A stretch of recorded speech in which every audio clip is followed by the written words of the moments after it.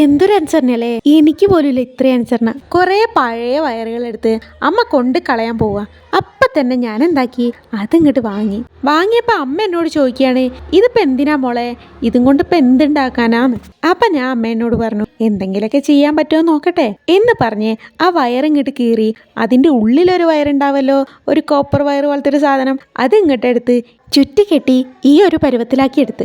ഈ കമ്പിക്കൊരു പ്രത്യേകത ഉണ്ട്, എന്താന്നല്ലേ, എന്തു പറഞ്ഞാലും അനുസരിക്കും, എങ്ങനെ വെച്ചാലും അങ്ങനെ ഇരുന്നോളൂ. എന്തൊരു അനുസരണല്ലേ, എനിക്ക് പോലുമില്ല ഇത്രയും അനുസരണ.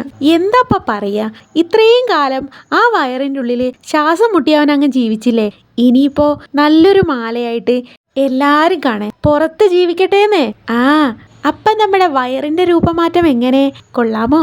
ഇനി കുറച്ച് വിഷസുകളാവാം. റയ, പാർവണ, മാളവിക, വിപിൻ, അനു, ശൈലജ, സിജി, അർച്ചന, ഗാഥ, അനീറ്റ, അഭിന, ആദീവ്, അനൈവ്, അനശ്വര, അനയ, ആദിത്യ, ലുലു, അഞ്ജന, ജീവ, ജിയ. എല്ലാവർക്കും ഒരു ബിഗ് ഹായ് ഉണ്ട് കേട്ടോ.